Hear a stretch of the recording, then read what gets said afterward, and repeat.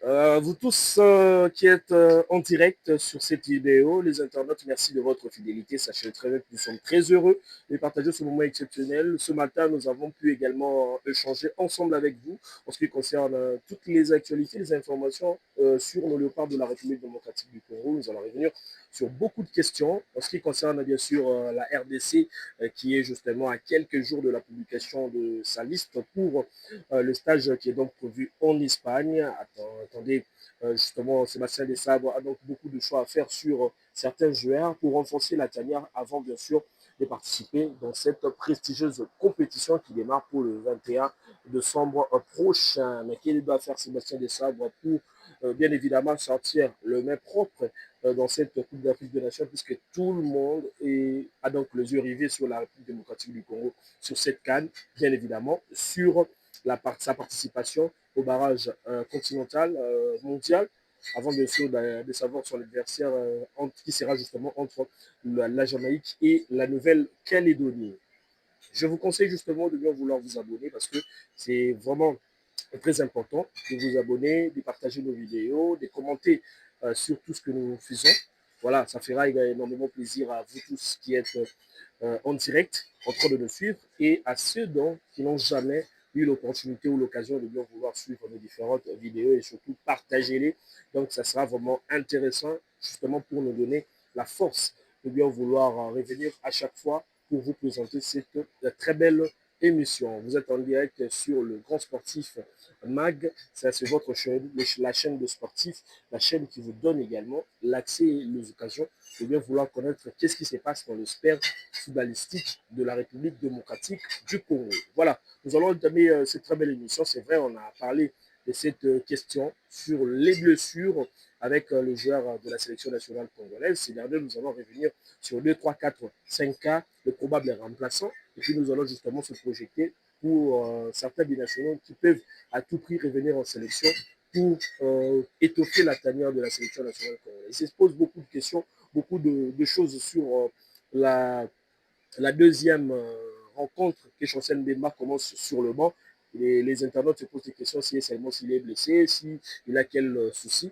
J'aimerais justement vous informer il avait des petits gènes avant bien sûr la Ligue Europa. Il a demandé un peu du repos avant bien sûr de revenir à sa meilleure forme. C'est la raison pour laquelle l'entraîneur l'a s'y mettre également sur le banc de touche avant bien sûr de bien vouloir lui voir revenir avec sa forme habituelle. Donc le cas Chancel Mbemba, c'est comme ça. Mais le cas Joris Kaembe, jusque-là, rien n'a filtré. Joris Kaembe est blessé depuis la sélection lors du match que nous avons joué contre le Cameroun. Vous savez très bien, c'était justement un match très physique pour la RDC. C'est la raison pour laquelle le gars est en train de travailler sa rééducation pour être prêt donc pour le stage qui est donc prévu comme les signifie la fédération le 8 décembre prochain, ou le 7 si je ne me trompe pas, et puis participer également à la phase finale de la Coupe d'Afrique de Nations. Il y a aussi des inquiétudes comme celui d'Arthur Massouk au sein de son club, la formation de Sunderland, club cher également à Noah Sadiki, et puis beaucoup d'autres joueurs, Nordi Mukele, qui est aussi international franco-congolais, lui qui peut à tout près aussi revenir au sein de l'équipe nationale congolaise, mais lui, je ne pense pas qu'il sera également sélectionné avec la République démocratique du Congo. Donc les cas Mansour posent un sérieux problème, mais c'est vrai qu'on pouvait également pallier si seulement si Joris ne serait pas là au sein de la sélection nationale congolaise.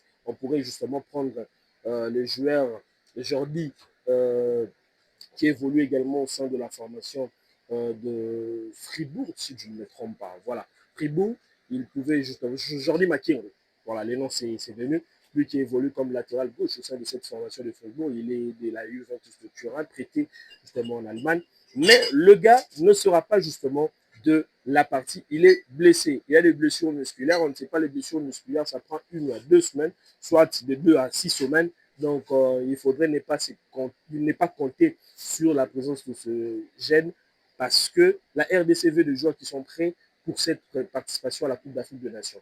Je parle également de quelques internautes, de quelques journalistes qui analysent sur la forme actuelle de la RDC, qui poussent la République démocratique du Congo comme hyper favori de gagner cette Coupe d'Afrique des Nations. Vous oubliez que le Maroc, pays organisateur, veut à tout prix conserver ces titres-là au pays et ça reste une bataille aussi énorme pour le Congolais. Alors, nous, de notre côté, qu'est-ce que nous allons faire? Il faut protéger les secrets de notre équipe nationale. Il ne faut pas trop divulguer les informations, etc. Parce qu'aujourd'hui, même en termes de football, les informations peuvent fuiter tantôt d'une manière, tantôt d'une autre, pour déstabiliser l'équipe. Vous avez vu avec les cas récents concernant également les primes de 1 million qui a été sorti par Mansour Loum, qui est donc le rédacteur en chef de la le média en ligne Sport News Africa.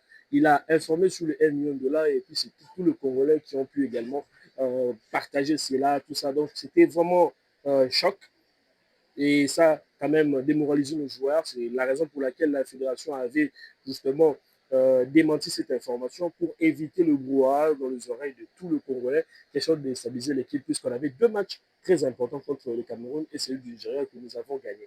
Donc je crois que les combats peuvent venir dans toutes ces formes-là pour empêcher les RDC à franchir un palier qui est très important pour la qualif à la Coupe du Monde 2026 et pourquoi ne pas gagner cette Coupe d'Afrique de Nations. Alors, il y a beaucoup de choses qui s'est dit. Je parle le cas aussi de ce consultant, le consultant malien qui fut entraîneur adjoint de la formation de la Guinée, entraîneur adjoint de la formation du Mali. Il a essayé de revenir sur beaucoup de choses sur la République démocratique du Congo concernant la forme actuelle de la RDC. La RDC peut faire mieux comme le Sénégal a pu faire également en 2002 avec cette qualification historique en battant également la France. C'est vrai que si on se qualifie à la Coupe du Monde, nous allons justement battre un cadre sur le continent. Là, ça reste une des objectifs pour la RDC, c'est-à-dire faire une belle figuration dans cette prestigieuse Coupe du Monde 2026. Et voilà, c'était là justement un petit gros plan sur les questions de sport, surtout de football, du côté bien sûr de la participation de la RDC. Et puis il y a aussi les cas Mavididi, que tout le monde veut voir ce jeune digne fils du pays jouer au sein de cette formation. Mavididi qui avait marqué lors de son match le week-end dernier, s'il faut dire comme ça. Il a pu également éviter la casse dans la formation de Leicester qui était à domicile, qui s'incline face à son adversaire 3 contre 2. Donc, il était percutant. Vous allez voir également dans les images, il était très fort. Donc, il peut aussi pallier à beaucoup de choses. Vous savez très bien, le côté, ça pose un peu de problème à l'absence probable de Yohan Wissa. Il faudrait justement avoir des ailiers un peu percutants. C'est vrai, on a Mechakelia, Moukou. Nous avons déjà un joueur qui peut être aussi incertain comme Théo Bongonda, mais nous attendons le communiqué officiel de son club, puisque jusqu'à présent, il n'évolue pas avec son club, il est justement en rééducation.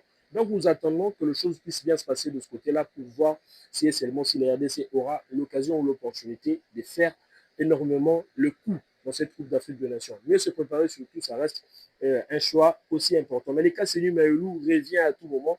Je rappelle que les gars, il n'y a pas eu contact, rien n'a eu avec l'entraîneur et ses parents. Nous avons justement eu l'information officielle pour dire que les gars n'ont rien avec l'équipe nationale congolaise. Ils se concentrent plutôt pour l'équipe de France. Vous allez voir dans certains matchs du PSG, les gars n'est plus réguliers parce qu'il y a eu trop de brouillés qui ont circulé autour de lui qu'il allait également jouer avec les RDC. Il y a même le cas pour le Sénégalais Ibrahim Ndiaye, si je ne me trompe pas, lui qui avait choisi le Sénégal au détriment de l'équipe de France.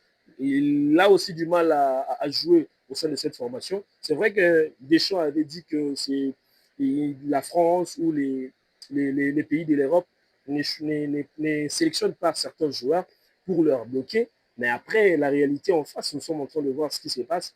Il y a aussi les cas le joueur de Lille, coéquipier de Chancel Mbemba Ngoï, qui a été sélectionné avec la Belgique, mais malheureusement, il n'a joué aucun match, il ne se figure même pas sur la liste. Donc c'était une façon de verrouiller ce jeune pour qu'il ne joue pas au profit de la République démocratique du Congo. Donc vous savez, si vous avez déjà été sélectionné, vous avez joué quelques minutes, donc pour revenir encore dans votre pays d'origine, il y a beaucoup de formalités, il faut patienter, je crois, plus de 2 ans. C'est l'une des choses qu'on avait aussi conseillé à Mokaou, d'éviter cela après son intercation avec la sélection, l'entraîneur, etc.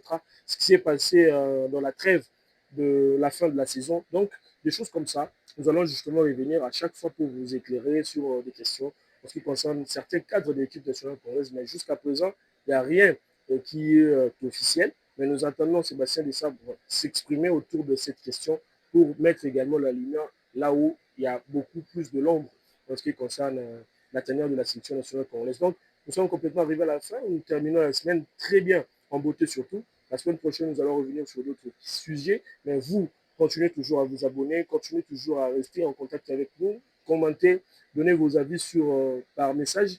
Ça reste le vrai chemin pour la perfection de tout ce que nous sommes en train de faire pour vous apporter également la gaieté, pour vous informer concernant le sport et le football en particulier. D'ici là, portez-vous bien, sinon excellente semaine à vous tous.